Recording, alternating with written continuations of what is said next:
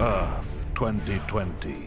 Society is in ruins, and a virus runs rampant among the world's humble citizens. They are lost. In these dark times, three wayward nerds cross paths at the House of India and realize they are destined to be friends. And so they did. This is their story.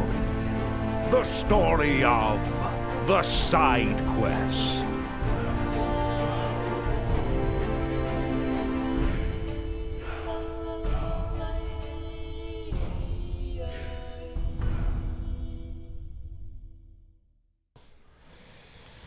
Welcome back to the Side Quest Podcast. My name's Matt. I'm BJ. I'm Luke. And, Yep. yeah, it's hot as balls in Tennessee. Yeah, Holy sure is. shit. Fuck that. We're getting it's Comment down below. comment down below how hot your balls are. We're at my house. We're getting a bunch of work done because there's apparently like termites and shit in like the walls.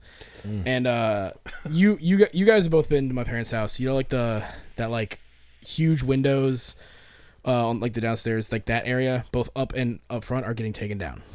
So right now, there's just open air for the downstairs. There's not plastic? Right next to your room. Yeah. There's not plastic? Because they're currently working right now. Like, they're literally taking them out. So, when I walked out of my room, because my room was already, I was like, damn, it's hot. Like, what the fuck? It's like, turn the fan on higher. Like, I do whatever I can. You like walk out of your room naked and covered in sweat, like, No, I was like, what the bunch of fuck? construction guys. Well, like, I got dressed in my thing. I was like, whatever. I And walk then out the door. That's like the intro to a porn. Yeah. Yeah. About to get my shit rocked by some manly construction dudes. But I walked out and immediately it was just humid as fuck. Like all heat. And I was like, oh, this fucking sucks. Walk upstairs and immediately you can feel the difference in temperature. Like walking upstairs, I'm like, oh, it's cool up here because they have the AC on. Mm-hmm. Downstairs is just a mix of cold and hot air just mixing together. Fucking sucks. And so, yeah, that's going to be a nightmare. Probably. Hopefully they get the windows put in sooner rather than later. Or put something up because I'm gonna. Yeah, you're gonna die. Yeah, me and my brother and my sister is in like the back. Yeah, your sister's in the back where it's the shadiest. Yeah, whereas me and my brother are right next to each other in terms of room, and it's like right Yeah, there, and right next to those It's windows too. So yeah, that's gonna suck. I might, depending on how long this takes, I literally might just go find like just a cool air thing to put in my room. Just like I need just cold. Yeah. Put like ice behind the fan, so it just pushes air, We like can just cold get air. some bags of ice and saran wrap it to you. That is true. I can just do that. Yeah. But yeah, so it's fucking hot and I hate it. But that my parents are stressed as hell because this is gonna cost a shit ton of money, and it's because we've been having like leaks and like stuff like during like rainy season and all that stuff because they're like, oh, why is it coming through? What's happening? Turns out there's termites who've just been eating through the wood. Are you guys gonna tent the house? Probably. I think they're gonna get new windows and they're putting up a new like just wall because on the outside of that side of the house it's like a rock wall, like slab stone or whatever, I don't know what it is. So they're taking all that down and they're gonna put just regular, I don't know what siding? type. Yeah, and it's not gonna be on my side. So my side and my sister's side are fine. So there's no termites on our end, no leakage, no nothing. So they're not gonna take down my sister or my side of the house. Leakage. Yep. But yeah. So that's what's going on in my life, at least the past 2 days. That's cool. Our house is great. Yeah. Super happy for you. So I've been playing a lot of the finals recently, which is the team that Rocket League with people. No, that's Rematch. Which I have played a little bit, which is Rocket League with people. Shout out to the Seafood Rematch Days. because they just hit 1 million in sales already. Wow, good for them. Shout out, honestly, big ups to all the like indie devs and like smaller studios making bangers lately, picking up where the AAA studios are fucking failing. Yeah, but I boot it up every once in a while. But the finals, it's made by devs of EA and Battlefield specifically, and they were like, we really like the Dice engine, but we want to make our own where everything's destructible, and then the gunplay is like really good and it's just super chaotic. But I've been playing that and then Rematch. I need to get back in. Oh, I know what we need to talk about. Oh, So I got to, I guess, the end of chapter 1 of Metal Gear Solid 5. Yeah. What the fuck? Matt sent us several Snapchats of him crashing out. Yeah. It was repeatedly, what the fuck? What the fuck? What the? Which you still haven't even finished the base game. You just okay, It rolled credits. chapter 1 is. That's why I thought this was the end of the game. Chapter 1 is. And then they go chapter 2, and then just showed Yeah. me a preview of it, and I was like, why? Wasn't that Chapter 2 is more of an epilogue to Yeah. stuff that didn't get finished than anything. Yeah, it feels like there was gonna be way more, and then because of the Konami Kojima infighting. Would Kojima ever come back to finish that game? No, Not under Konami's No. belt. no, because maybe Why not? maybe Because now because because Konami would- is kind of getting back into game development of like actual games, not just multiplayer but- live service and gotchas But and arcade games. Konami has to have seen the success that Kojima's had with Death Stranding. Yeah, and they know that Metal Gear is successful. That's why Delta's coming out. Yeah, that's why they're remaking the best one. But that's a remake. They would rather. That's because they already have the source material that they Exactly. can pull from. I guarantee you they're gonna remake every Metal Gear game before they'll talk to Kojima again. I think they literally fucked that bridge the most. It's burnt to crisps. There's no way they can rebuild it because it was like it was borderline like a nasty divorce where Konami got to keep the kids. They're never going to make another Castlevania, so I think what's going to happen is Konami is just going to switch back over to pachinko development and then start selling off IPs.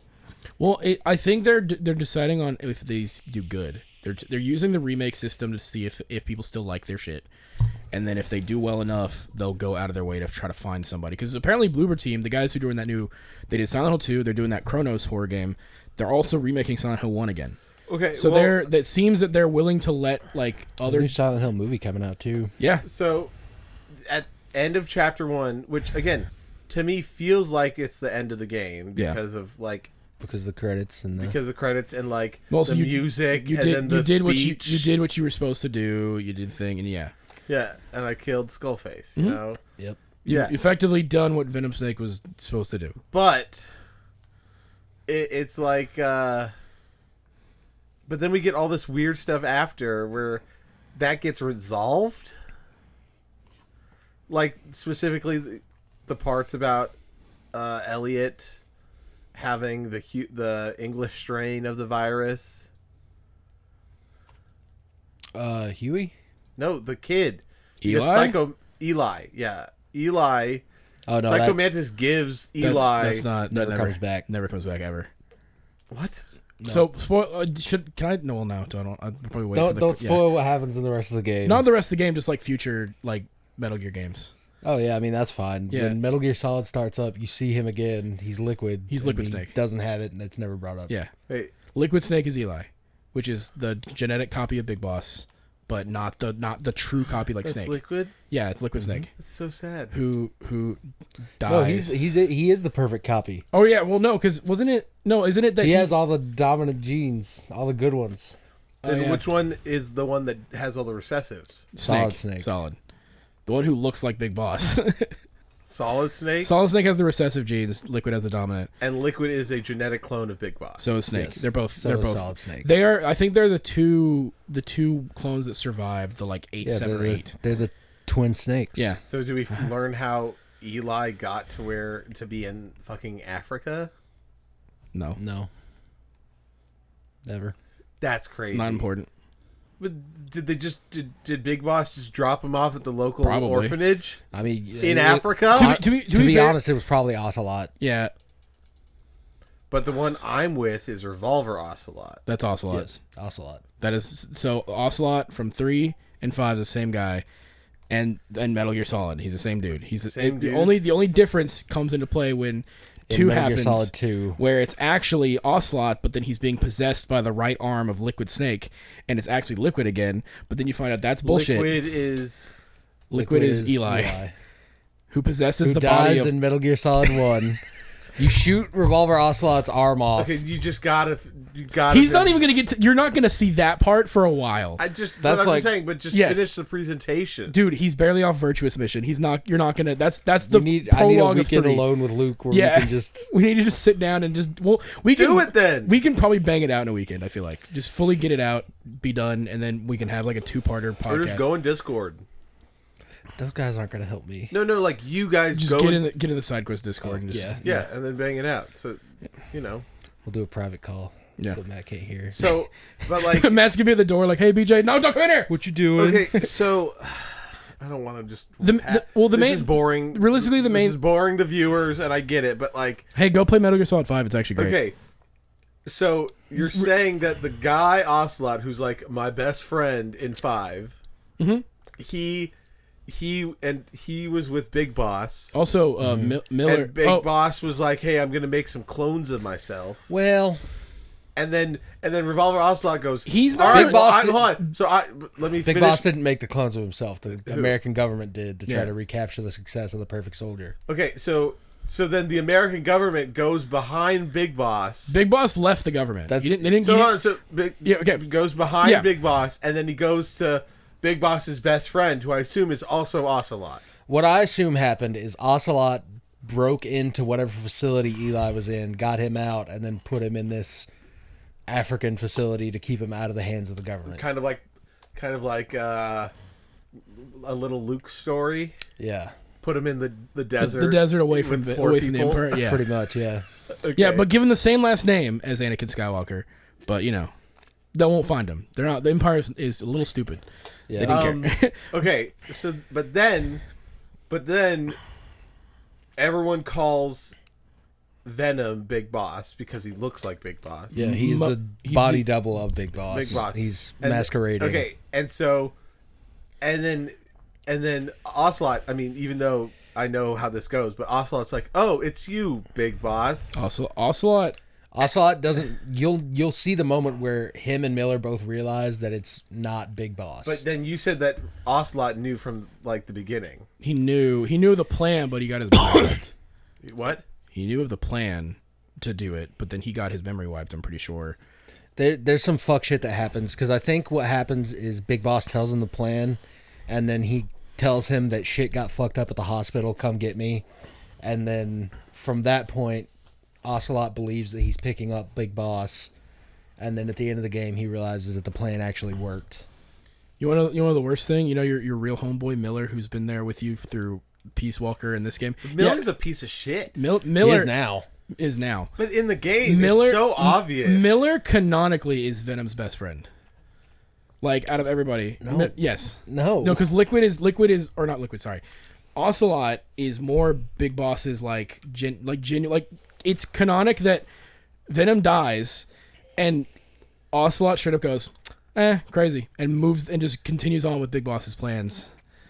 Like Miller genuinely like cared and it was like fuck. No, that's He died. He was Big Boss's best friend because at the end of 5, Miller was Big Boss's best friend. Yes, but Ocelot and Venom are best friends. Yes. Yes, that is totally clear to me. But Miller's a piece of shit. yeah, but at And the, even in 5 he is. You go to like in the mines to grab to kill the thing, and then the Miller's like, kill him, and then Ocelot's like, you know what the you craziest can thing? fake it, and we could save the kid and get the money. And I was like, that's good thinking. The craziest thing about Miller is that he gets murdered by Eli off screen. Yeah, Really, in 5? no, in 1. Oh, in 1. Because Miller shows up and is talking to Snake, who I did like- Miller trains Solid Snake because he leaves. I he did leaves Big like Boss's the whole thing. death of Skullface, where Miller's there, and you cut off They the both use the same, mare's leg. and they cut off the same body parts, and it switches back to like fucked up old Big Boss, Yeah, and then transitions back like with all the bandages, like in the hospital kind of stuff, and then Miller's like all bandaged up, and then you're shooting off his limbs. Loved that. That was sick as hell. Yeah, that part's badass. Can't Miller technically die in Metal Gear 5 if you don't save him soon enough? technically, yeah. Yeah. But I that, also like, S breaks ranked canon. Yeah. the infiltration mission to the thing because I learned about the Jeep smoke trick, where you just throw a smoke in the passenger side and then you just drive through. Just drive through the whole thing. Yeah, and apparently though, for that to S rank it, it's all time. Yeah. And I was like, that's crazy. It doesn't have to do with detection or anything. Because I got detected right in the final plaza, took a couple hits, and then like ran up the stairs and hit the cutscene. And I was like, there's no way that's an S rank. And I was like, let's go. Mm-hmm. Because I was like, this is going to be an absolute... But now the new missions are even worse. Because they'll do the ones where they're like, oh yeah, it's daytime, and you only have your arm and all of the detection. You don't get to the thing when you get detected that it like slows down time. None of that. And I'm like...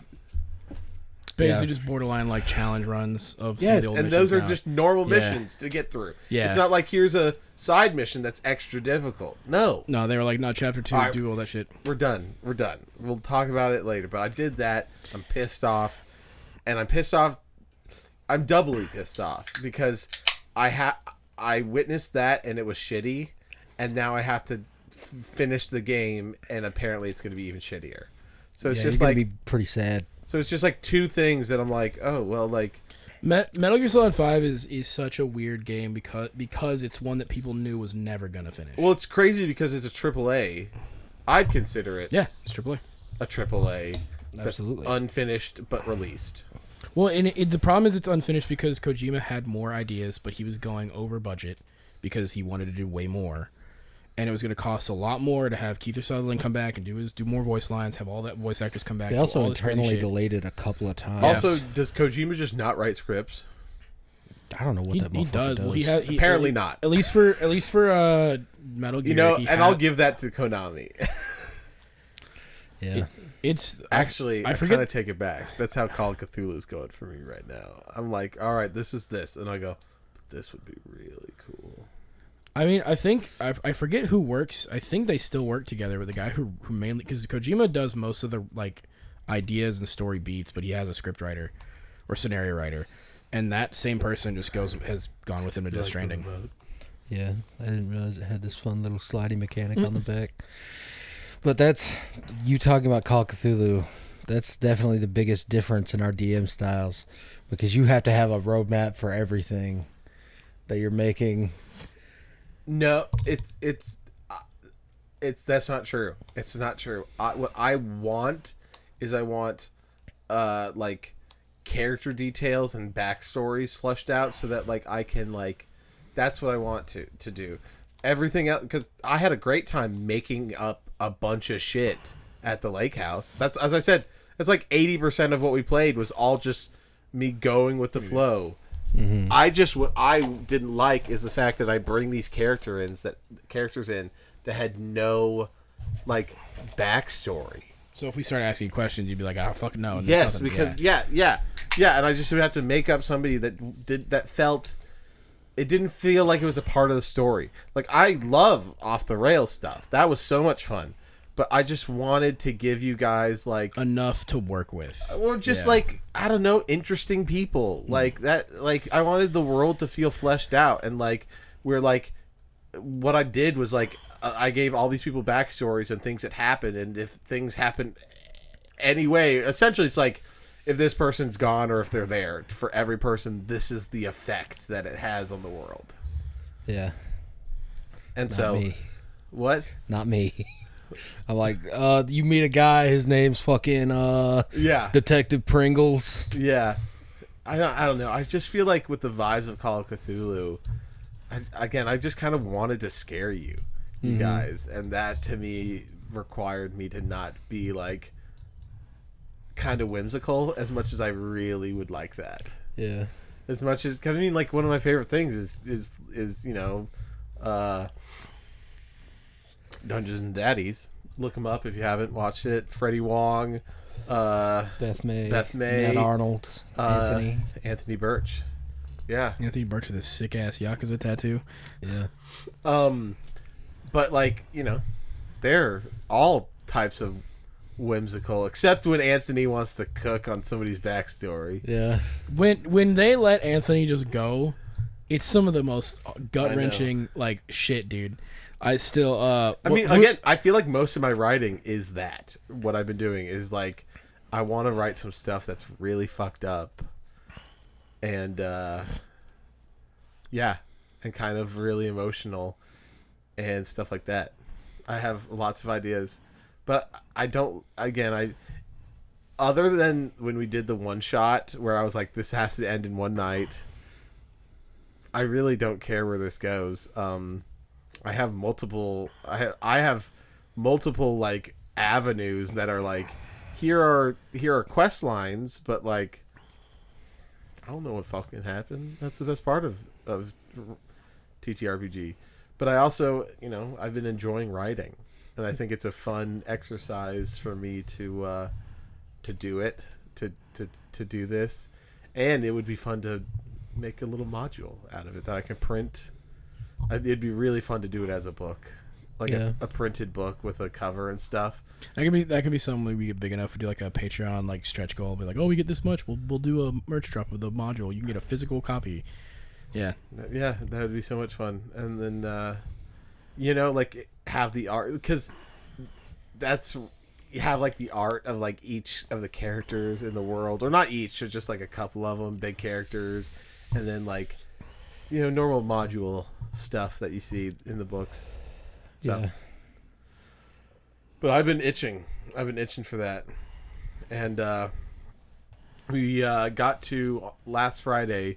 We got to finish chapter 2 in Sunderfolk, and we're getting like, if we're leveling up like every other mission, and we're all have like I think like 7 total abilities of mine, plus 8 with my ultimate, and we're all kind of thinking like, what are we gonna do after Sunderfolk?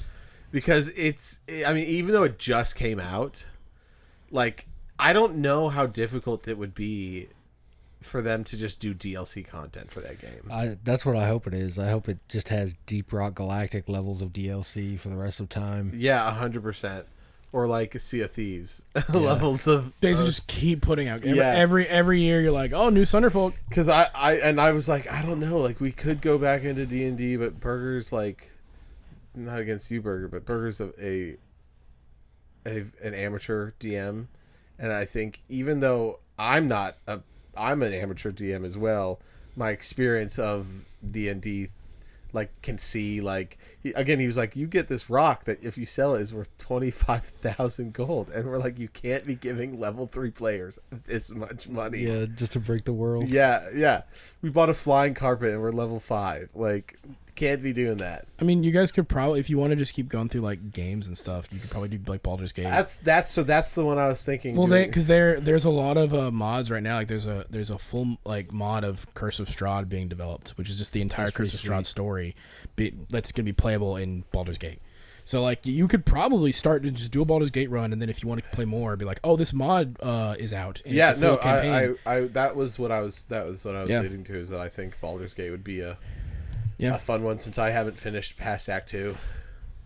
I beat a playthrough. I beat a Dirge playthrough at the end, and it's solo. Yeah, it's generally like one of my favorite games. Like it's in the top 10 for sure. Yeah, that game, and the fact that it's a multiplayer, just full 4-player goof around, like full on, just like fuck it, throw a fireball at the thing. There are like 3 exploding barrels. It's probably different now, but I didn't like at launch that you couldn't join into a solo you couldn't join into a game. You had to start a fresh one. Like early game, you couldn't just like join into somebody's playthrough just to be like, I'll just play with you and I'll just control a character. Nope, can't do that.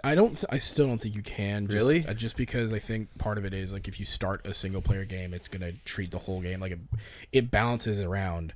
You have one person, you have other characters, you are leveling up. Not everybody's gonna kind of fuck around and do what they want.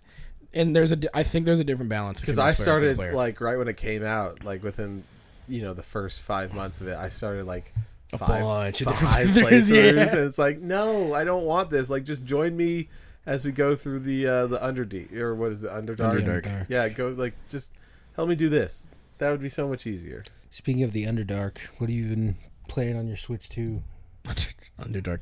I've honestly just been going through a lot of indies lately. I saw you last night playing some Shovel Knight. Yeah, I've just been like fucking around with indies. I don't know why. I was like, I've just been, because the Switch was my indie machine for a long time, and then I got a Steam Deck, And then now I've gone back into the Switch that I'm like, oh fuck, I have a lot of indies on this thing. And so I was just like testing a bunch, seeing if I want to play a bunch. I got really into Dead Souls again. I was like, I'm gonna play Shovel Knight actually all the way You through. gotta play Skull the Hero Slayer. That's another. See, I have that. I think Is that a side scroller?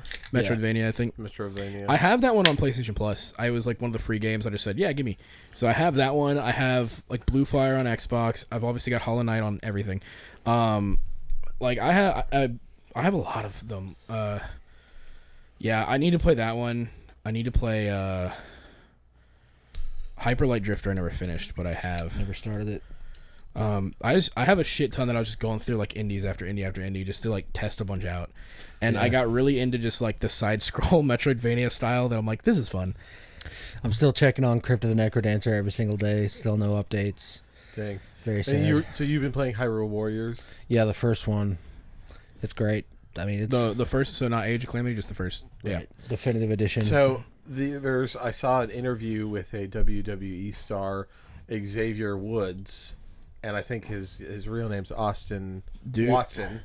Dude is one of the biggest nerds. I've seen him through Huge a lot nerd. of shit. I was trying to find any way to contact him, but apparently it's like to see if there's like an email or like an Instagram, but it's mostly through like YouTube and Twitch. Yeah, that is what he does. But he in an interview, someone was talking about a Triforce type tattoo that he had, and he was like, "Yeah, I'm kind of like tired of the new Legend of Zelda games," and he mentioned some stuff that like I understood, but like I was like, that's kind of hot take. Like Breath of the Wild was like to me a game changer. It like kind of broke.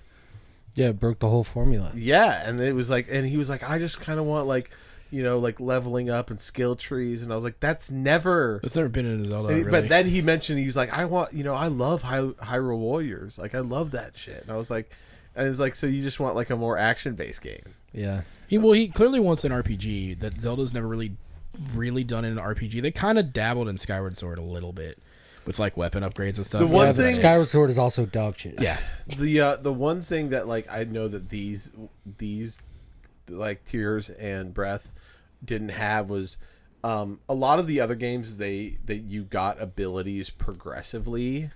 Like you would unlock the bomb, then you'd unlock the iron shoes, and yeah, and you would unlock things eventually. I mean, that's essentially a linear skill tree within itself. Yeah, exactly. And so it's like, and then you would go back to places because you see, like, you saw a boulder there. Like, oh, I remember I have a thing that can do this now. Yes. And I was like, that was great because it kind of extended your gameplay because you were able to backtrack to open up secret things. And this one, you know, they just gave you all the abilities at once. Even though there were a couple special, like, things where it's like, oh, if you get the champion's abilities, now you can reach this thing, or you can, like, I don't know. But, like, for the most part, they give you every single ability right in the starting area, and then it's open world. I don't know if this is a hot take or cold take, but I genuinely think the Great Plateau is one of the best tutorial sections in a game.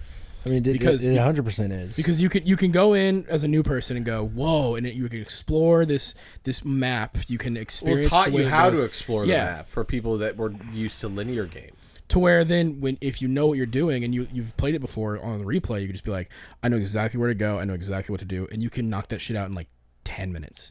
And then immediately the whole map's open. Whereas, before it's like, that's probably going to take you maybe like an hour-ish to be like... If you're really checking everything out. Because they give you enough where it's like, oh, if you get the spicy thing, you can get the winter tunic and climb up the thing without having to eat spicy foods all the time. Or just, like, they give you options on the Great Plateau already. Another thing with the Great Plateau is, like, it'll be like, this is clearly where you need to go, but this whole area off to your right is peppered with a trail of things that might interest you that you're definitely going to follow and learn more. Playing on Master Mode the first time, there is a fucking Lionel on the Great Plateau, yeah, which freaked me the fuck out. It's either a silver out. or a gold Lionel. Yeah, and I was like, fuck me. Mm-hmm. I tried, could not beat them. Because they also regenerate health in Master Mode. That I was like, what the fuck do you want me to do? Yeah, fuck that. Yeah. I still want to try a Master Mode run, but I'm like, nah. There's a lot to that. Yeah. My whole thing with the new Zelda games the only real gripe that I have is they haven't said the word Triforce a single time. They don't even know what it is. They kind of stopped they caring. Never say that like Link has the Triforce of Courage. that Ganon has a Triforce because of Zelda power. has all three pieces. She uses it against Dark Beast Ganon in the first one, and she doesn't even know what she's doing.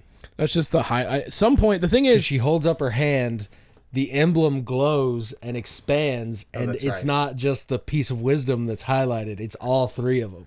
at some point in the timeline, which I'll get into timelines in a second with some other stuff, they clearly just said, fuck it, Zelda has all of them. Because after a while, every game was just like, fuck it, Zelda's got Well, it. here's the other thing that's dumb is, correct me if I'm wrong, I think you've played more Zelda games than me, but I've played all like the 3D ones. That's But all you really need to play. I Yeah. agree. I agree. Really, Link to the but, Past and Minish Cap are the only like, like 2D ones I think Out with of it. all of the Triforce, like, it only feels like the only Triforce that actually does something Is power. is. Yeah. No, Thank you. 100%. I'm glad you knew where I was going. It's like you don't get anything Because you're right. You don't get anything for having the Triforce of Courage. Yeah, you just get a little hand tattoo. Yeah, you get a little hand. You still have to do stuff.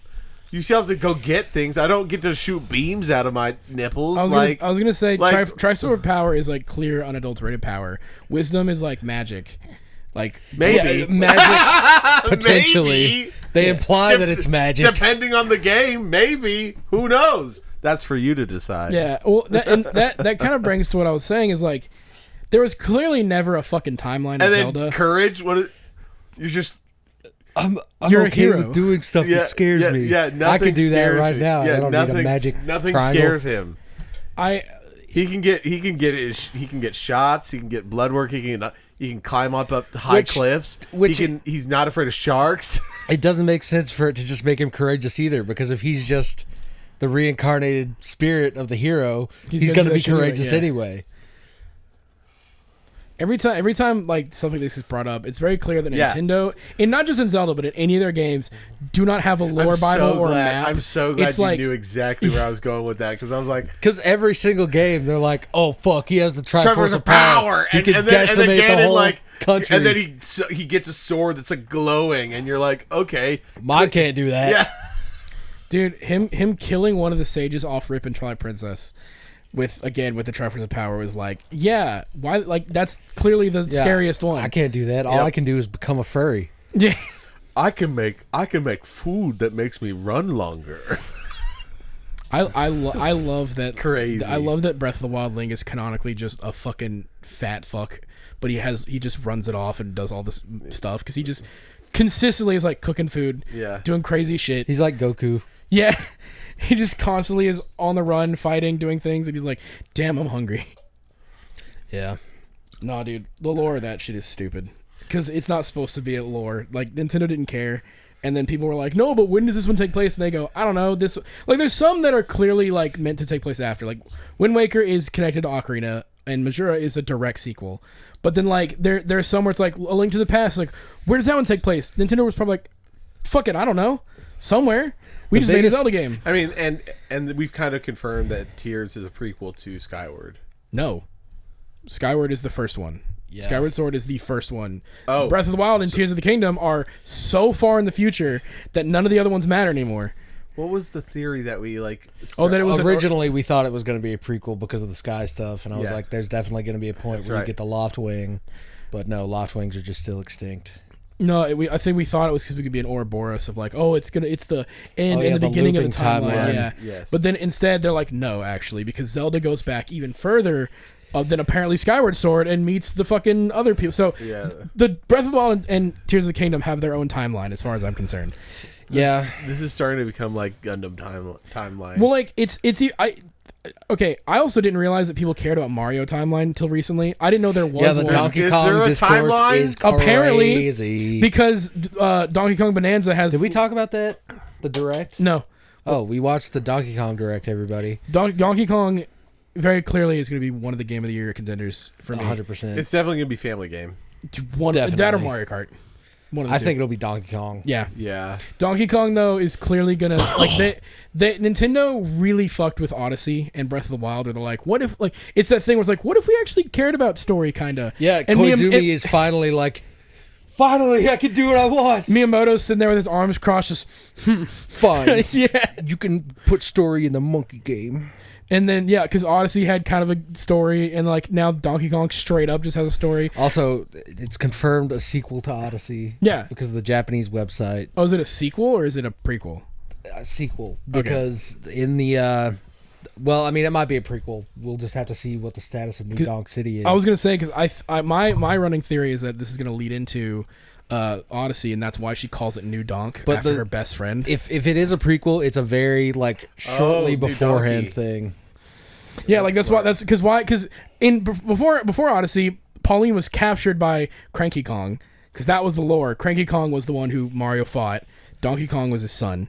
And then that's why, like, in the Donkey Kong Country games, Cranky's like, yeah, I fought a plumber and stole a girl. That's crazy. And Donkey Kong's like, that's fucked up. But And people are saying that even if this is, like, the first game in the Mario timeline, that it breaks lore because Cranky Kong is there. lore. Yeah, but Would you guys want... I'll give you 3 options. What you would want more for our next Mario game. A Sunshine 2, a Galaxy 3. A Galaxy 3, Galaxy 3. or Odyssey 2. Galaxy 3. Odyssey 2. I fucking love Galaxy. Though. Ooh, I want Sunshine 2. Yeah. I want Sunshine 2 so but like badly. the thing To be with fair, Sunshine is I feel like they've Especially with all the new mechanics, you know how actually like all the aiming and the GameCube controller on that where you're trying to like aim. It's bad. Hey, The no. motion controls Hey, no, not even would motion go so hard for aiming that water. Fuck motion controls, bro. Mouse movement with the water aiming, Dude, it would true. go so. I don't know. That's so funny that we I- all pick something different. I just think though. Galaxy, specific Galaxy 1 and 2 are some of the, like, Odyssey is a fucking phenomenal game. Of Borderline course. 10 out of 10. But I think Galaxy 1 and 2 are some of the fucking best platformers. well, that's I've why I ever say played. I want Odyssey Yeah. 2 is because of Galaxy 2. Yeah, to be fair, Galaxy 2 where is like the Galaxy 2 is like, all right, all that cool shit from the last one, let's enhance that, add more shit. That's exactly what I want from Odyssey. I do wonder what they're gonna do because besides Galaxy 2, they've never really done like a direct follow up Yeah. to a 3D game. Which I'm glad they did because Again- again, Galaxy 2 is like borderline perfect platformer. And yeah, I wonder, if they're gonna go completely new because this clearly feels like the But Odyssey 2. it would make in the world of remakes, it feels like them going back to either a Galaxy 3 or a Sunshine 2 makes the most. 64 2, baby. That'd be crazy. 64 2. That would make That's the, a stupid it'd ass. It would it'd be so fucking dumb. 128. 642. Yeah. I don't know. It just feels like that. That's how many stars are in That the would game. make sense. Especially, How many moons were in Odyssey? Thousands. Yeah, that's what it was. technically. I mean, because Like the other infinite. thing that's Yeah. difficult about Nintendo with Mario, I mean, some people might like this, but it feels like there's every couple years there's just a new Mario game that's like different. Wonder. I feel And- I feel like Wonder and Odyssey were the first new ones in a while because for a while there it was the new It's- Super Mario Brothers yeah, and milking then the same formulas. and then the 3D Land and World games, which were just new Super Mario Bros. But in a 3D plane instead of 2D.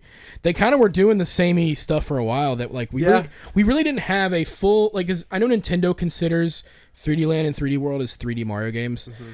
They really felt like 2D games that you could just kind of yeah, it's just a 2D game where you can walk up and down. yeah.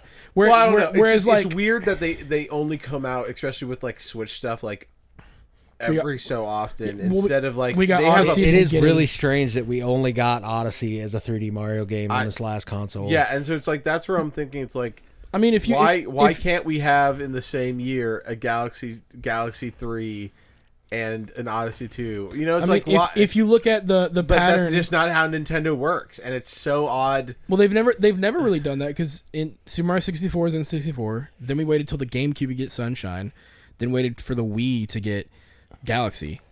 The DS got new Super Mario Brothers. Like they've really done like one major one for But each that's console. the problem. That's yeah. the problem is that there's I think there's demand for Odyssey 2, Galaxy 3, and Sunshine 2. I think there's demand for Yeah. it, and it's like we probably won't get Any of them.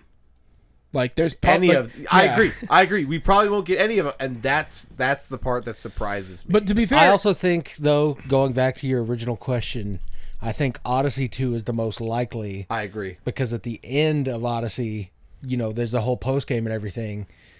like Cappy is still the homeboy. Like nothing happens to Cappy. Flood died. And then, Rosalina just shot you back down to Earth after you changed the timeline. And then, like, Cappy is still just like, all right, who we possessing today? Yeah. Well, I mean, the closest we got to a new 3D Mario was probably the Bowser's Fury. Yeah, that's true. That was the closest, but that was like a mini expansion to a other game. But which, to be fair, Bowser's Fury is really good. But like, I do wonder, what are we gonna get for? But I mean, an actual Which is to explain my answer is I just want all of the niceties of a new console stuff with a flood. With with the flood. I like the aesthetics of Sunshine more than any other game, my though. god!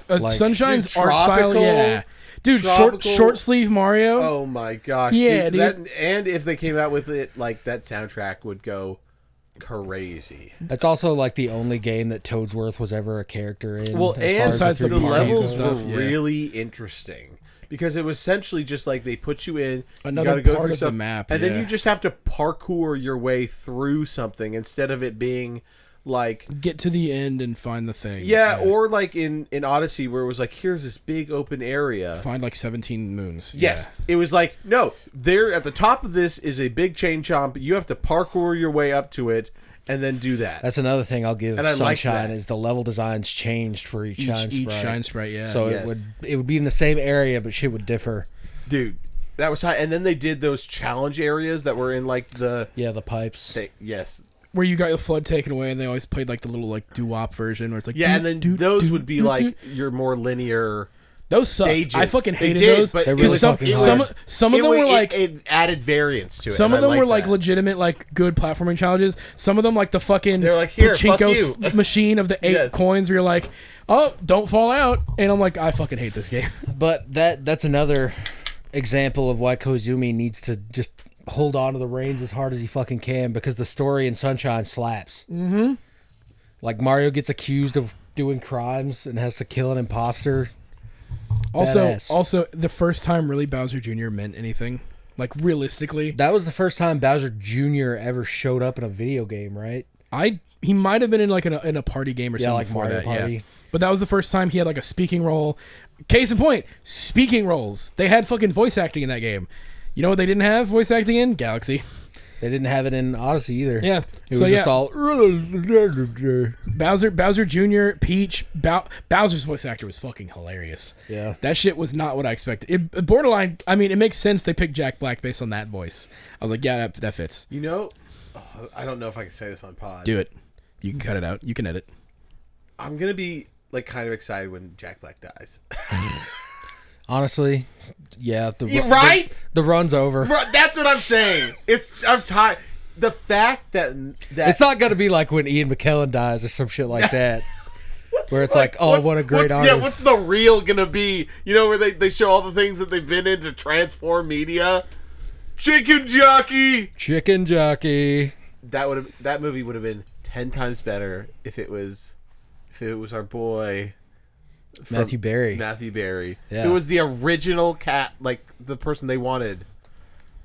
Yeah. Speaking of that, Chicken jockey. Speaking of that, So much better. That would have been so much funnier. So much funnier. speaking of that, we could if I'm depending how not drunk saying we I are- want him to. No, but like, No. But well, like, I mean, if the glory days are over. Tenacious D isn't making anything. No. if he, There's no Brutal Legend 2, you double fine cunts. Yeah. as much as I want School of Rock was great, but like, School Rock. 25 I mean, years I will ago. say School probably Rock is great. the best thing for me was definitely Nacho Libre. No, Nacho Libre is a classic. Nacho Libre slaps. That's the thing is Kung Fu Panda slaps. Kung Fu Panda is Yeah. great. Apparently, was it the new one that actually was surprisingly good, or am I But misremembering? I I heard don't some think good it had to things. do with Jack Black though. Well, no, but he Yeah. was like the voice actor for Poe. But like Yeah. that's what I'm saying. Like my thing with Jack Black is it's like I'm like with you. I don't want him to die. But like if he ever says, "Hey guys, I'm quitting acting," I'll be like, When he started that YouTube channel, I was really excited because I was like, oh, he's like adventuring into a new like form of like way to like deliver his comedy. And then he did like 20 videos, and then he was just like, Talk about him doing the gaming stuff. yeah, with the his son. Jablinski games that where he he barely- never played a single game Yeah. on. I thought that was great. I thought that was really funny. apparently he does like play games just not on camera because he shouted out Video Game Donkey. and then even said he's playing Yakuza. And Red Dead's his favorite. Yeah, well, which kind of makes sense for me. He seems like if a Jack big, Black is in the next Yakuza, I'll be really upset. I honestly, are there any like major actors you would want, like realistically? In Yakuza? Yeah, because like Danny Trejo was cool, but like no. Sorry. No, he wasn't. My fault. First of all, I'm talking about a live action Hollywood adaptation of Like a Dragon. Okay. Alan Richardson. He's built like a Yakuza character. Yeah. They'd have to have him be like A boss. What's his name? The Korean guy. Yeah, That would be dope. I'm just saying, he's built like all sorts of those Yakuza characters. I know your Beast. answer. I know your yeah. I still want him to be Saejima. Yeah. He's perfect cast for that. genuinely Yeah. looks like the fucker. Yeah. The guy, everybody that's played Majima in live action can do Majima again, so Yeah. just bring them back. I honestly want to see the guy in the show do it, because the small bits he got were actually pretty solid. No, best episode was the Yeah. one where he fought Majima. Yeah, because Majima was just going crazy. Yeah. Yeah. So that I would love to see. Who's that guy, Dr. Han, that was in the last Yakuza? Oh yeah. I'm a surgeon, Dr. Han? Yes, that actor. He's one of the main villains in the most recent game. Really? Yeah, in 8. Yeah. With mocap? Yeah. They he's captured the his actor. face. Or face cap, Yeah, I guess. He's the one. I think he also speaks. Wait, in Pirate? No. Sorry, in 8. In Infinite Wealth. Infinite Wealth. The last main line. Really? I thought it was just Danny Trejo. No, it was Danny Trejo and then him were the two big like Dr. actor Han. characters. Yeah. Yep. I am a surgeon. I am a sturgeon. I am like a dragon. Him just staring at Ichiban. The dragon of Dojima. God, that would be a great title for this episode. I am the dragon. That's just Ichiban showing up to fight Kiryu that first time. Yeah. Dude, oh man. I need to wonder, because you see the Sega stuff that leaked. I was mentioning some of the sales stuff. Yeah, let's talk about that. No wonder they milk the fuck out of Persona 5 when Royal alone has sold over 7 point something million, and it's been selling 1 million a year since its launch. It's our fault at the end of the day. I mean, yeah, I'll be honest, I've bought it on Switch, on fucking I downloaded on Game Pass on Xbox, didn't buy it. But I bought it on PlayStation when it came out. I bought the Switch version because I wanted it portably, and I will fucking buy it once it goes on sale on my Steam Deck.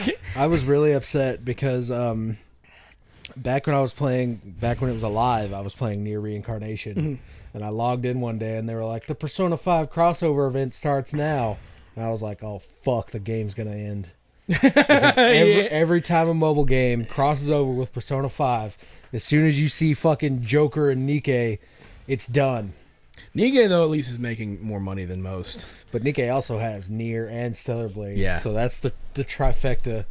Well, it also helps that, dude, that's the same thing with the Final Fantasy 16 and 14 collab, where it's literally just Yoshi P patting himself on the back. Yeah. It's with Nikke and Stellar Blade that collabs. It's literally them being like, whoa, look at this unprecedented collab. It's literally just someone in the office going, yeah, we own both of these. Can we just... We literally don't have to pay for this. I want to go over something, and I don't know if... This is not going to become a TikTok because it's going to be too long, but to people who are listening who do watch our shorts and our short form videos, what I have become annoyed with is like when we make video or clips about something where we say something and it's an opinionated thing or it seems very opinionated, but out of the snippet is that people make these comments like, this is so dumb. Like, for example, like we did the talking about Shadow of War and Mordor, Mad Max, and Batman. They were like, oh yeah, that was like the some of the best free flow. Yeah. And somebody was like, this is not the only game with free flow content. And I go, if you would fucking understand, shit. we were talking about Warner Brothers as a studio because we were talking about the Nemesis system. And even then, I mentioned that Ghost of Tsushima also evolved it. Yeah. That if And you it's fucking like, listen. Yeah, and it's like crazy. And the other one was like, people were like, I really didn't like Metal Gear Solid 5 because it was open world. And I go, It's one of the best open world games. but that's ever also, they're existed. like, it's not open world. Like, you can just finish a mission, get in a helicopter, and go to leave. your next mission. You don't have to run around. Like, you could just... Because every mission is linear. Yeah. You get in. They go, Yeah, it's all in this one base. Yeah. Just like every other Metal Gear game. yes, and so it's like, I really don't like. It's stupid that it's an open world. It's not actually a good open world. But then just get in the helicopter and go. Just go. You don't have to play. You don't have to do the open world. I like going down the road and defeating each little checkpoint. I like that. Yeah, it's fun. I'm fine with just farming their hate for comments and views. So keep commenting. Tell us how much you hate our takes. Because you're just putting money in our fucking pocket. I've been wanting to just give BJ like my phone and be like, "Hey, You respond. respond."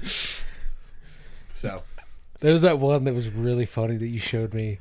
I don't even remember what we were talking about, but it was on the Luke's birthday episode, and it was like a Discord moderator voice chat channel. yeah, it said Discord mod voice lobby. That was funny as fuck. I read that and I was like, that's really fucking good. Yeah, we're putting that on a shirt. Yeah, thanks for the merch idea, brother. You're banned. You're banned from our Discord. You're getting banned. All right, Wings of Redemption. What's that from? Oh, buddy, I gotta tell you about Wings of Redemption. What is this? I got a couple of different locales I need to educate you on because I've What's made a lolcow? Oh, like boy. Chris Chan. It's basically someone you can milk content out of and laugh at. Like, well, it's really genuinely. quick thing. I saw a short of they were doing World of T-shirts is a locale. I get they were doing the thing where they have a picture of somebody and you have to like ask people questions to get who you are, and they were all just random people and they were asking questions like, so do I do like content? And you're like, yeah, you make content. Is like a he or she? And they're like, it's a he. And then somebody was like, I don't know. And they're like, it's a he. You're a he. And they're like, okay. And they keep on going. And he's like, dude, you should know who this is. And then they say like, and think about your mother. And then he goes, oh, and then I took Pikachu and Sonic, and then he started listing off things, and then I got married to them, and then Spider-Man shows up, and then I mixed my own cum With Orange Fanta. with drinks, and they're like, yes. He goes, I don't know who that is. I don't know who I need to put you on a Cyrax. I need to get you on a Daniel Larson. I know about Daniel Larson. That one's fun. He like That one's fun. Daniel Larson's crazy. Yeah, he's in prison for like the rest of his life right now, I think. Yeah. Josh is still doing. I don't know. I haven't seen a lot of new. I'm surprised Josh isn't dead. Yeah, that's true. He might be. I haven't seen a lot of new Josh content. Yeah. But The so most who is this other person? Wings of Redemption. Wings of Redemption. He was on that podcast with Boogie2988, who is a train Another wreck in locale. himself. Because he now Boogie does some stuff with. Keemstar. Thank you. That's Locale Live. The first other host that they had was Jordy, Wings of Redemption, Okay. who for the last like 15 years, 20 years maybe, he was like an early, like, he would upload his gameplay to YouTube. He got in early on that. So he's primarily a YouTube streamer, but he just gets so angry at the people in his chat. It's hilarious. Like, some people will like join into his game lobby and like just kill him. They're like, you're banned. Mods ban him. He'll ban like certain words that people are using as like code Yeah. because he's just banned so many words. He's funny. Okay. He like hit his wife recently. On video. No way. Yeah. Yeah. Really? He like tackled her.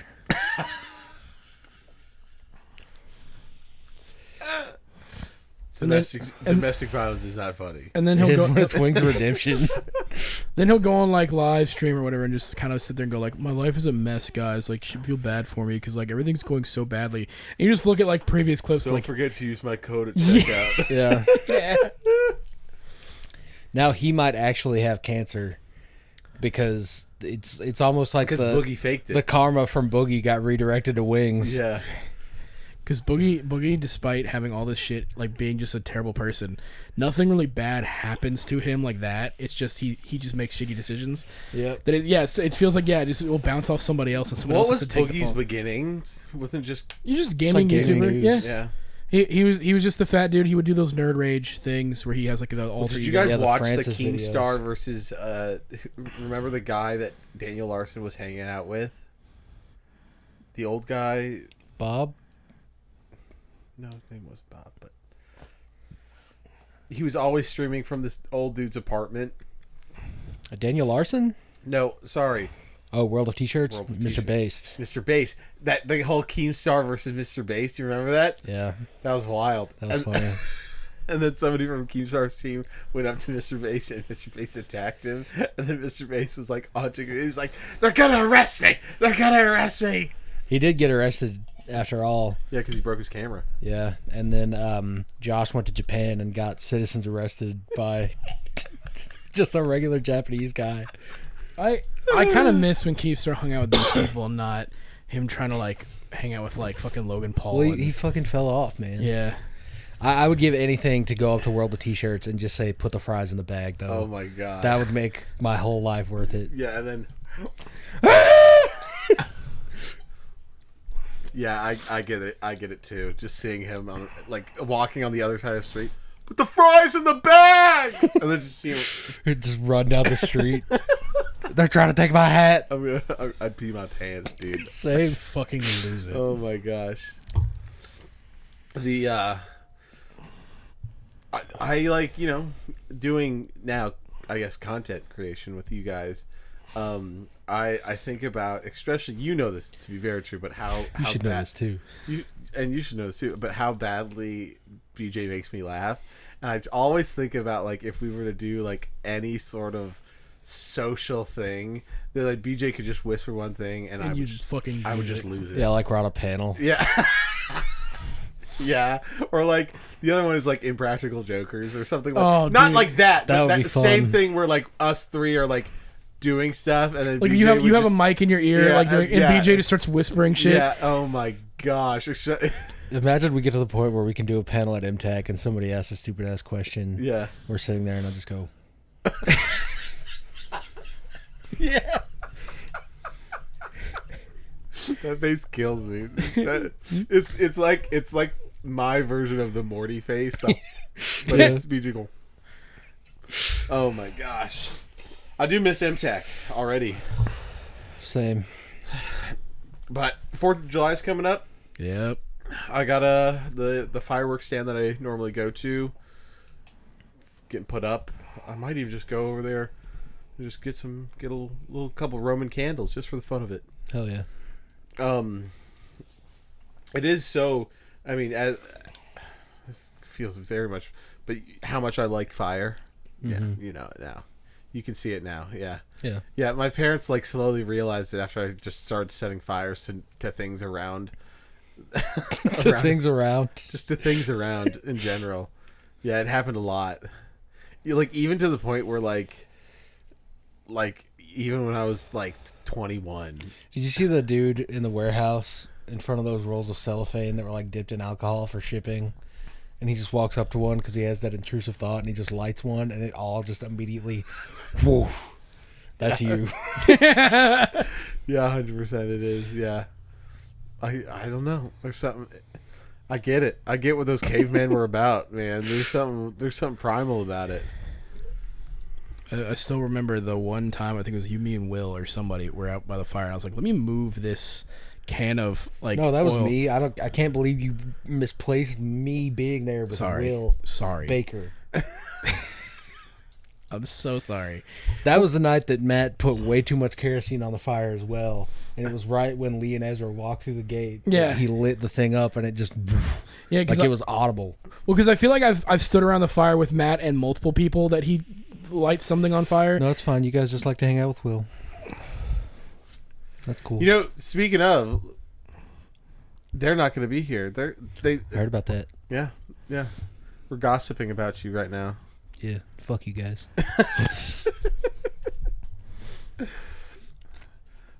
But to appease you, fuck you too. There you go, Millie. There you go. The At least you know Millie's got your back. dude, I She's willing to. No, Millie has criticisms for us. She Oh, okay. was like, we have a bone to pick with you because you never fuck with Luke. I'm like, you're never here. I call Luke with the worst names in the book. Things that I don't feel comfortable recording. Yeah, to be fair, I feel like there's a lot of shit you'll like. You don't give. Oh, you probably give Matt this much shit when I'm not here, but you give me shit to my face that we cannot BJ record. doesn't give me as much shit when you're here though. Well, because I'm here. Because you're the lightning rod. Yeah, I'm now here, so it's my turn. Like I know you guys talk shit about me when I'm not here. If like I text something stupid BJ or do will something start else. to give me shit, Yeah. and I'll go, but what about Luke? And he goes, fuck that guy. I'll just deflect Matt it. holds up the mirror shield. No, you see Matt just go. Yeah. Oh. Yeah. No, watch it backfire one day. You go, what about Luke? Because yeah, Luke does this, but you do too. Actually, let me get back to that. But you're worse. It happens so much on podcasts. Well, I'll say something, you go, hold on, wait a minute. That's not true, man. Yeah, stop the flow. Yeah, you go, I have to stop Your you there. turn. Yeah. Yeah. Oh, that's You are the most observed thing in my life, I think. So I don't like how that was said, but you know, it is what it is. But I feel- Hey, 4 more episodes until 199. 4 more to 199. You said you have a surprise for 200, right? yeah, I need to check on the status of that. Do we? today. I mean, We do were talking about that last night. if we but- have to, do you want to wait? Like, if we have to? Oh, Like, put 100%. We're gonna take. Yeah. We're gonna wait a couple weeks to do that. Maybe Get some get in shit set some editing of MTACs, Yeah. some Let's Plays. How many? Work on us. How many backup episodes do we have? Just one. We're now in a good place. I like being one behind. Yeah. I like that. I think because it keeps us relevant, and yeah, mostly that just keeps us relevant. And I feel like it'd be good enough that like And we also just don't have like it frees up space instead of Yeah. having like 3 episodes behind. It's just like, oh, we're just one, so there's only one episode. I feel like it could Yeah. work too. Like if we ever get like the Patreon up, we could just like do an edit of both the episodes, or like start where it's like, oh yeah, you get 1 week early, and then it comes out to free feeds or whatever. You could just do that. 100%. That'd be pretty good. Yeah, Yeah. But yeah, 200's coming up. sure is. Do we still have the plan? Are we gonna try to do call-ins or I think we could. I just Yeah. think we got to work out a schedule for people? schedule or logistics. Like I think maybe pre-recorded not call in. messages. Yeah, so voicemails Yeah. would be the technical term opposite of call in. Yeah. Just have But- people unless- say some shit. Yeah. Yeah, leave a message. Maybe ask some questions. He'll leave a message after the beep, kind of shit. Wasn't it? We also said what was the That'd thing? be a. This is a free idea because we like doing that. But somebody should come up with a show just called like After the Beep. That's basically what we've been talking about doing. Yeah. It's true. Dreams with Matt and Don't DJ. don't do. But After the Beep though is a very catchy because it's leave a message after the beep. Yeah. What was Yeah. the other idea we had where we were gonna like rank us, or what was it, or rank our friend? Oh yeah, group? friend tier list. Yeah, but we Yeah. were gonna be on that tier list too. we Yeah. got to do that after we do the voicemails because Yeah. that could affect it. Yeah, it depends on the we could voicemail. do something like where we have like most likely to this. Oh yeah, the superlatives Yeah, like or a whatever. yearbook thing. Yeah, and then we could choose it between us 3. That'd be fun. Yeah. Actually, that'd be really fun. That'd be a good one. Yeah. Yeah. Yeah. Some Two feelings might get hurt, episode but, you 200 know. is just gonna be either the most self-deprecating or sucking of Most us. likely to repeat themselves multiple times in a row. Most likely to play Assassin's Creed. I mean, we gotta deprecate a little bit. Yeah, Because well, we're definitely gonna do some self-sucking. yeah. Well, yeah, it's literally gonna be Yeah. like, look how cool we are. We made it 200. We're the fucking best thing ever. Yeah. Yeah. You know, let's bring it down a little bit. Yeah, that's true. Yeah. That's true. Yeah, we are going to be obnoxiously like full of ourselves for like the first half, and then I'm already full of myself because we have 2 uploads a week, That's pretty big. and that's just core videos. That doesn't include the shorts. that is true. Shorts. We do have interviews to put out. We need to. We got Lauren Landa, Michael Wazowski. Wazowski. Mike Wazowski. I was thinking of I have a couple ideas for some guest videos. Maybe some. I want to get back into some like. I would love to just do like during the week, like just actually do interviews with people and reaching out. I mean, I did do that. I reached out to that one guy, and Chris Tester, and it sounds like that's going to happen. I just gotta wait till August to get into his schedule. But Yep.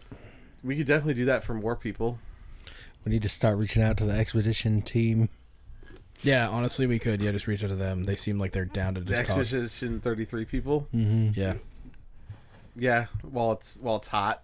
Well, even if not, I think it'd just be fun to talk to them. I doubt we'll get them, but I do want to reach out to Ben Starr. That would be incredible. Is he a voice actor in that game? Yeah, he's Verso. Oh. Yeah, and Clive from Final Fantasy 16. Well, yeah, I know that. Yeah, but yeah, Verso. If we could get Sid, Oh, dude, that get would be- Ralph. that would be the best. Would you want to? What would you want to talk to him about? I mean, Be like, so what? The first thing I would be like, could you just list me everything that's on your resume? Because We keep every seeing time your- we watch something, he's there. yeah.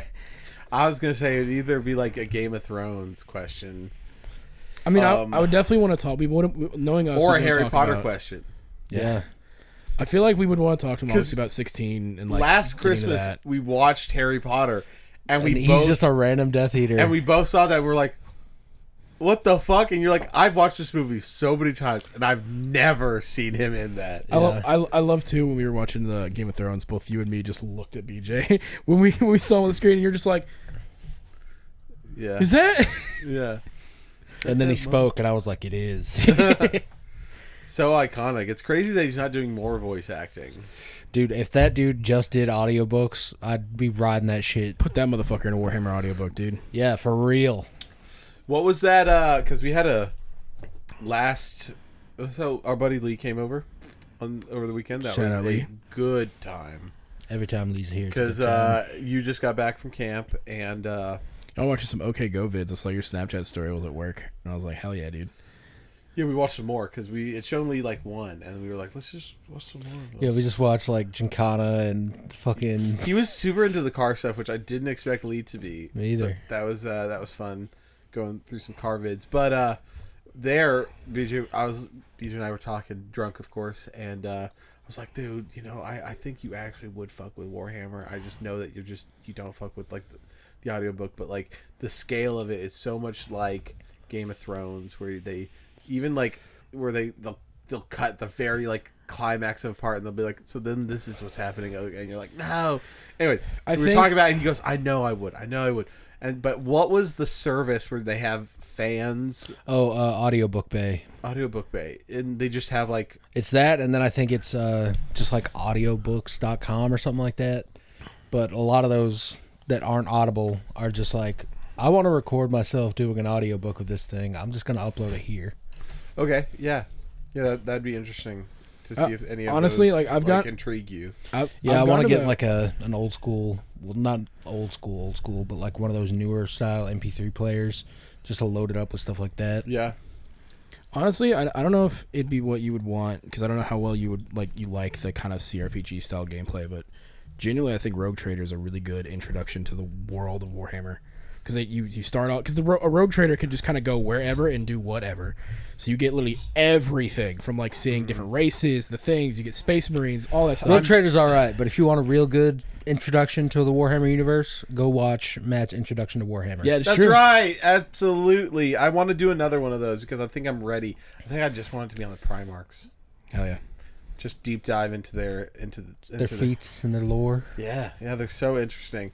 I'm doing the thing that I do because I'm a emotionally charged person, but I'm doing that thing that I do with every IP that I love, where I know the thing is coming to an end, and so I just put off listening to it. Mornings, almost every mornings and drive home. The second I get in the car, I'd get the AC on, I get buckled up, I get settled in, Audible, start playing and listening on my whole drive home, and I've gotten through 8 books like that, and now I rarely am listening to. Aren't you on the Death and the End now? End of the Death Part 2. Oh yeah, and there's 3 parts? Yeah, Yeah. and Part 3 is just like this. So this is the conclusion. Nice. The shit happens with the Emperor Sanguinius. That's Part 2, and I have like it's 10. just falling action after that.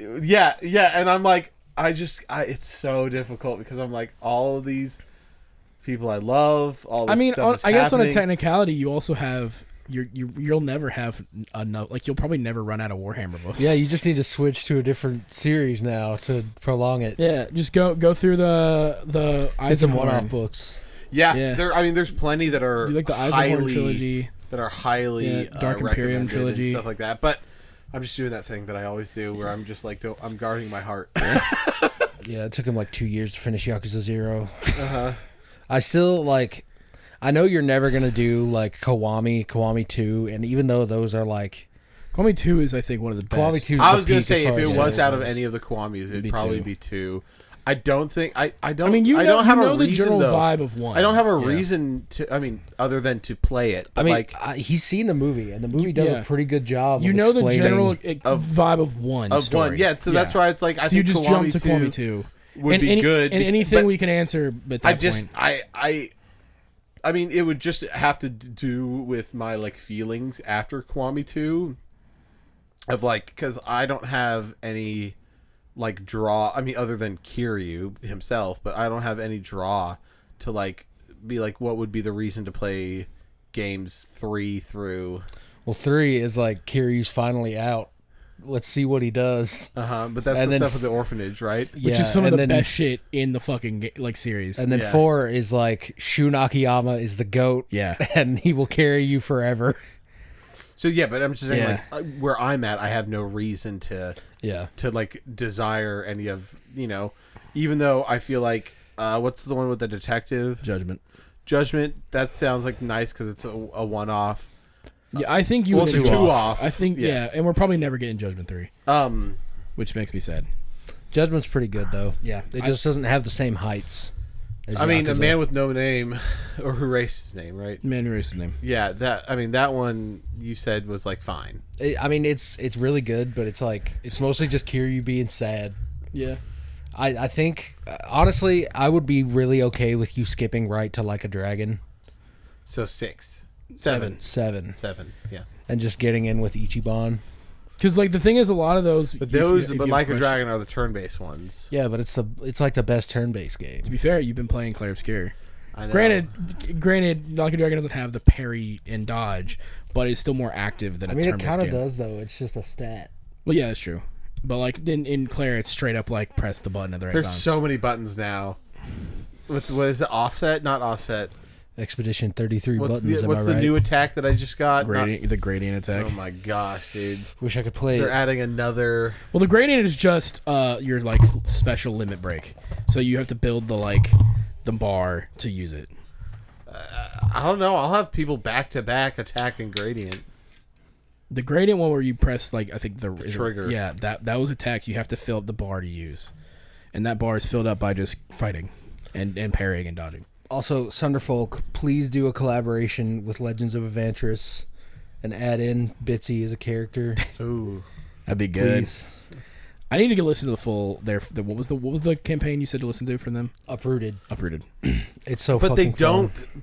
But at first, though, they really don't do a lot of like. It's mostly RPing. Yeah. But then I did see in a clip that they started doing like damage roll dice, and I was like, "What the heck?" Yeah. There is combat in Uprooted, which is they started way after all the other stuff they Yeah. did. I'm just waiting on season 3 now. And like I'm not gonna listen to your other shit. I'm here for Bitsy. What just happened? Did nukes hit the fucking White House? No. No, Somebody was talking about their Astartes character or some shit. Oh. In Dark Tide. Did you get that notification too? Yeah. I did too. We all got it. It was in the Foot Clan Discord. Yeah, but you weren't tagged in it. No, No, it was but like at everyone. yeah, it was at everyone. No, there's 3 people. Me, Ezra, and Avery. Well, I guess I just need to mute then. Yeah, I got it too. Oh, okay. Yeah. I just saw 3. It was still. I guess it was still in the Discord, so I still got it. I yeah. guess so. It Yeah. just, but mine made the special noise because it was like, He was like, "Hey, yeah. I need to re-download Dark Tide. Fun game. I need to get more. I need to really dive into Rogue Trader because they just announced Dark Heresy, which is their Inquisitor RPG from the same fucking studio. Yeah. Then I'm like, damn, you're doing 2 big CRPGs. Fuck. When did Rogue Trader come out? Like 2020. 18? 12? 2020. I think it was like 2020. right before the pandemic because they have one big expansion already. They've announced another expansion. Yeah. And then they announced a new game called Dark Heresy that's going to have expansions. And they announced a game in the Expanse universe. These motherfuckers is working. They're working hard. Good. I want more RPGs like from studios that give a shit instead of just Yeah, I mean, the same. it seems like the rise of Bring back Sonic Chronicles: The Dark Brotherhood. well, the current you don't want Bioware to make it nowadays. No. No. yeah, but it I seems want like Sega to make it. it seems like a rise of turn-based games, though. Yeah, they're making a we're- big comeback, We're entering like a renaissance. which is good. Yes, because we're. I mean, I do think though there's one game to attribute it to. Octopath Traveler. Baldur's Gate. Yeah. It's been happening before Baldur's Gate. Baldur's Gate was the one that went mega That's nuclear. what I'm saying. That's what like. But I to be fair, Clair Obscur was being made before Baldur's Gate came out. So Fair. was like all these games that are coming out now with turn-based games were being made before, but they're getting more exposure because of it. Yes, But, like, It's the Persona 5 effect, I think. Yeah, Yeah, but because here's the thing though, is like even with I don't think I do a credit to Baldur's Gate because I still think that even if these games were being made before it came out, like we wouldn't have the same exposure. They wouldn't have the same amount of money going towards them for stuff. And I just think that is like that was the proving ground. It says like this is a game that everyone can like, and you didn't know that you liked it. I think Baldur's us your money. Gate was the straw that broke the camel's back because we've had games like obviously like Persona selling insane crazy numbers. Yeah. Yakuza moving to turn-based and being as good as it is. Square Enix giving us games like Octopath Live Alive and things like Yes. that to kind of prove that turn-based still sells well. We finally got to the point where they're willing to remake Final Fantasy Tactics. Yeah, and that's been in the woodwork for like a couple years now. That like I think Baldur's Gate was the one that brought like straight up just floodgates open. They're like, no, turn-based anybody can get into. It's not Yeah. just a niche ass genre. Yes. But it's been slowly building over the years that Baldur's Gate was like the floodgate opening. Yeah. Which I'm cool with because it makes games like again like the Rogue Trader being as big as it like Rogue Trader got a huge boost in player numbers after Baldur's Gate 3 came out. Yeah. Like they've been doing major updates for that.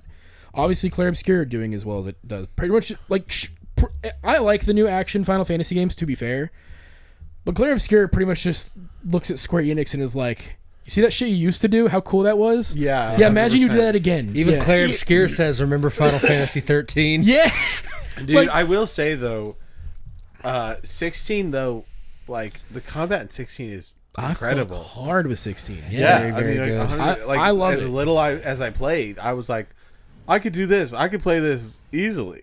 I fucking love 16, but I understand the people who don't, especially if you've grown up with Everything else, like turn-based especially you go from 4, 5, and 6, 7, 8, 9, 10. That's the goal. Like those, they were putting those games out yearly. Like they were putting out banger after banger after banger. Like going from 6 to 7 is crazy. 8 is divisive but still really good. 9 was amazing. Then 10. Like you had just a. Do you know how easy it would be for them to make Final Fantasy What's the road 16 trip with the Pocket boys? Edition? Oh yeah, is that 15. 14? 15. Oh, that's 15. 15, yeah. That Road is trip still with the boys. that is still I think one of their highest selling Final Fantasies today. It's Really? like Because 10 I it was thought like- you guys both have a lot of gripes with that We one. have a Oh, lot. I do. I have a lot of gripes with it. I like the characters, like the brotherhood of the boys is Yeah. great. That's really what you're there for. Everything else is kind of And shitty. every once in a while, they're like, RNA is pretty cool. yeah, She's gone again. Yeah, RNA is kind of hot, but then everybody else is like Carmen, what's so funny is Carmen, like, because of Kingdom Hearts, like, she didn't A have whole access, generation, dude. didn't have access to the Final Fantasy games, or like didn't buy them or have Yeah. them, but she has watched the cutscenes for each of them. Yeah, Carmen champions Final Fantasy X, Yeah, despite never touching it. which, I fuck with that, but like, fuck Tidus, though. I think Carmen 10-2. 10-2 10-2 is a banger. 10-2 has the best opening of a Final Fantasy game. 10.2. 10-2. X-2. Yeah, Some Kingdom Hearts shit. that was the weird name. It makes more convention. sense than Kingdom Hearts because Yeah. it's a sequel to the 10th game. Yeah, it's literally 358/2 is not a sequel to anything. It is a prequel of 2. That's a math equation. That's what I'm saying. It's 358 What days does over that 2 equal out screens. to, I wonder. Over 2 screens. DS game, 2-screen DS, dual screen. Yeah, that's literally why it's named. Dream Drop Distance is 3D, 3DS. Okay, they should really be calling it Kingdom Hearts 179. That's right. Kingdom Hearts. Well, it's also over 2 screens, but also over 2 characters because it's Roxas Shia, whatever. Yeah, Fucking the stupid. 2 characters that you only ever play as one. Yeah. But they I would say that Riku is more of a part of that game than Shion is. yeah, he's like I would argue he's the antagonist to Roxas. I Realistically, mean, even then, like, yeah. is he though? Well, I mean, it's the antagonist, not villain. You know what I mean? Yeah, Since, you're right. Like You're right. he's stopping From Roxas. Roxas' perspective, Yeah. Whereas Riku is just trying to get Sora back. For Roxas, it's like, you are literally ruining my life. Riku is the punished snake of Kingdom Hearts. Yeah. Punish Snake. Venom. Venom. His literally full name is Venom Punished Snake. Or Punished Venom Snake, Yeah, sorry. yeah. I was gonna say Yeah, because in switch the it. middle it goes. Venom is in quotes, yeah. Yes, it's 'cause there's Punished punished. Venom Snake, yeah, yeah. Is why punished? because he's gone through so much shit. Yeah, he's literally gone through the worst, and then it's all turned out for nothing, because actually you're not Big Boss. That's why. It also makes sense for Venom because he's not guilty Snake, but he accepted the punishment. Mm-hmm. Oh, I don't know what that means, but That means like he's taking taking the on brunt of Big all Boss's, of Big yeah. Boss's responsibilities coming back to bite. no one. I can't wait for you to play Delta. Genuinely. I'm so excited to play Delta. Delta, like But I'm gonna be. To be fair, you know that when this comes out, I'm gonna be coming on the podcast being like, "Well, it's not Metal Gear Solid 5," and that bumps me. I'm a out. little worried about that, but I saw a thing recently where they were like, they have the classic camera angle and the modern camera angle where it's kind of that like MGS5 over the shoulder kind of thing. So I think it'll be easier for you to get into. And it's more open area than you'd imagine. I just. I I don't want cannot to rehash it, but it's the perfect game. I Other than the story. Yeah. I was gonna say, because I think you experiencing the story of like, 3 is such a fucking great game, because if you've played any of the Metal Gear beforehand, it's like, oh, Big Boss is a the scary, other thing that's fucking kind of creepy fucked fuck. about 5 is that you have like tier 15 weapons, and it all requires like level 90 and 80 of your like science and research or your R&D department. Mm-hmm. Like, but the story does not leave you at that level. Nope. Nope. Grind it out. Nope. And so when they have an unfinished game that goes, just keep playing it, that's a real bummer. I know he's never gonna get to Because it. I like when games go like, we're gonna scale these to your level and like how far you've progressed into a game. We didn't save any of them, but I was gonna go back and count how many times you said "what the fuck" when you were finishing chapter 1. For some games, I think it depends. Like, obviously getting certain weapons, but like in an RPG, like Clair Obscur has weapons that are post game and specifically meant to be like, you're not getting this until you like get level like 60 plus. Yeah, I get that. And I like that because they make it worthwhile of having super bosses that you are not gonna fight until you are like level. And high level. this is probably Yeah. what makes me different than you guys. Yeah. But when a game's done, I'm done with it. I go end credits, and I'm like, all right. So to you, the end of a game is the end credits. No, to me the end. Yes, yeah. For some games, I agree. I'm trying to think of a game that like I kept on playing. You didn't continue to the true end of Odyssey? Sorry, Super Mario Odyssey. Or no. Yeah? Yeah. Yeah, Super Mario Odyssey. They roll credits, and then it's like, all right, There's let's still go more. to the fucking moon. Yeah, there's a full final boss there. That's technically the true ending of the game. no, I don't think so. Because Yeah. Carmen and I finished that game together, and then we were like, A lot of games will do that now, where there's technically like you've rolled credits, but it's like you're not done because there's a true ending. Like Nier is the worst of it, where Near you have to roll credits at least 3 times. to get the actual ending. yes, of the game. I know that, but I'm Because saying if we played Near Automata here, you'd be like, all right, I that think was it all just right. I think it just has to do with like emotional capacity to me. I'm like, all right, I did it. This is the end of the story. Now it's time for me to go on to do the next thing. And I guess in my mindset, it's just not worth. I mean, I'm just trying to think of a game that had like post end game things that I kept. Would you continue with Metal Gear Rising if it had done that? Because you Yeah. did go back to play Metal Gear to do all the higher tier. Yeah, that's stuff. true, but that's a quick game. Yeah, to be fair. That's a Dude, very when quick did game. credits roll in Red Dead? Was it after Arthur or was it after John? It's after John. Okay, because I know technically John is the epilogue that I know some people just didn't play because they're like, oh, I'm done.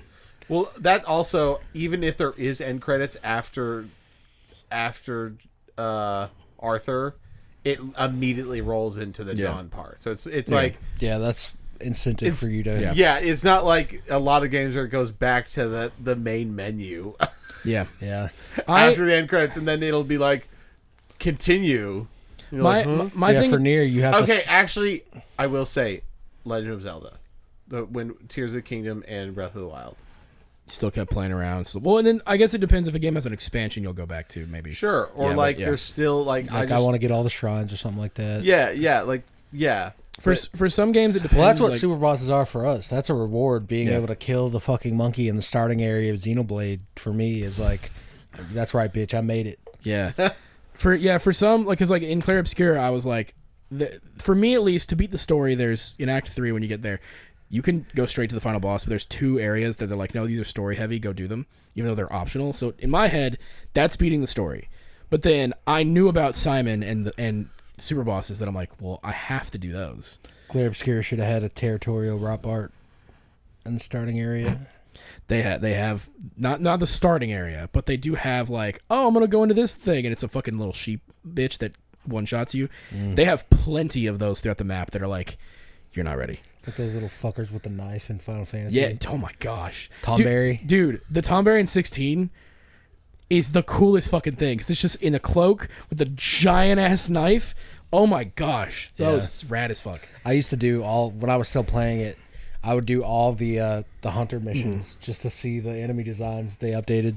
I love, dude. The hunts are great. That's another thing. There are hunts in 16 that you aren't gonna be able to do until you beat the game because you need to be like the max level. Also, maybe the best Moogle design ever. Yeah, The ones I in- haven't done it a lot. That's all I'm saying. Yeah, I It's mean, not like how I which play to be, games. I'll be fair, is completely valid in the sense because like a lot of games, like a super boss is optional. It's there for people who fuck with the combat hard enough. They want to get better at it and they want the challenge. But most I think most I just people have the satisfaction of like it's just something with how my brain works where I go like I beat the final boss. I beat yeah the story. the is over, story itself has come to an end and now it's time for me to move on. I think for some games it's obviously going to be different. And to be because I think I do find enjoyment of moving on after a game. And then here you are with MGS5, where it feels like you just held in a sneeze and didn't have the Yeah. Yeah, satisfaction of blowing it I out. would have been okay. Like even if it ended like that, it would have been. I would actually been okay with how if it ended where it ended because you beat Skullface, you did because the you thing, speak, and then it leaves it ambiguous for a sequel. which sadly Which we'll never never get. would Well, but come. we'll Still, never have. But it definitely leaves it as like what could happen? yeah, exactly. Like where's it gonna pick up? Yeah. And that would be great instead of. But then they show all this other stuff, and I go, "What the fuck? This game's not over?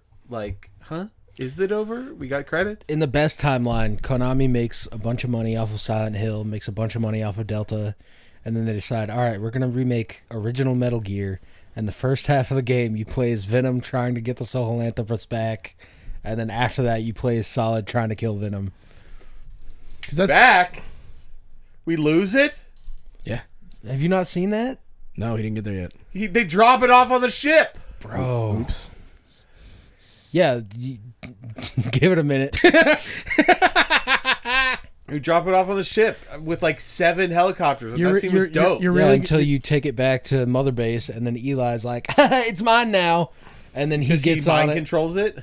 No, he just Yeah, gets in the bitch. he just and- gets in the Well, mech. In the final boss, Psycho Mantis like links his mind with it. Yeah, Psycho Mantis comes, and Eli gets in the mech and takes all the other African kids, and they just fly away with it. That's it. Really? That's Yeah. it. Yeah. Goodbye, Sahelanthropus. You never see it again. What? Never mentioned in lore. Nope. Don't know what it's happened. It's the thing that's like supposed to surpass Metal Gear. nukes. I mean, it absolutely did surpass Metal Gear. Metal Gear Rex versus the Sahelanthropus, it would get wasted. Ray is the only one that could. I was probably gonna say take it. Ray. Yeah, Ray would take Ray it. could solo. Ray could take it down. Yeah. And then Raiden could take down Sahelanthropus. Yeah, and pick it up. Yeah. And throw it. That drove me crazy. That's what's really funny about Rising is that's where the dubious canon comes into play. Where you're like, yeah, it's after 4, but is it really though? Because Anyways. because you literally go through the entire like, oh, Ray is like the craziest boss fight. It's literally like an hour-long boss fight in 4, and then like Raiden it's a tutorial boss in Rising. It's your first boss that you go through, and you pick it up and you throw it over your shoulder. Yeah. Yep. It's awesome. Yes, but I remember watching the Let's Play. Dude, watch our Let's Play. I watched it. That back. I was like, you went, what the fuck? What the fuck? You just pick this up? Me and BJ immediately This start is laughing. thousands of tons. Yeah. Yeah. Raiden got an upgrade between 4 and Oh my Rising. gosh. And No. he has a hard time with Jack. Yeah. That's crazy. No, Jack must be like, all fucking- these other guys are just stronger than him. Yeah, the power scaling of Rising doesn't make any sense because Raiden struggles with other things much smaller than Rey. Yeah. But yet he was like, fuck it, I can take care of Rey, no problem. Yo! Yeah. Well, shout out to our sponsor, W. If you want some Judaless artificial color-free coffee extract energy, Some banging flavors. use code Take It Sleazy at checkout for 10% off. All one word. Go check out our TikTok and our YouTube. Subscribe, check out our videos. We've been putting out some banger shorts lately. Yeah, maybe leave nice comments. It'd be cool if you left a nice comment once in a while, but or you can leave just as long as you're commenting. I don't care. Same. And as always, Take it sleazy.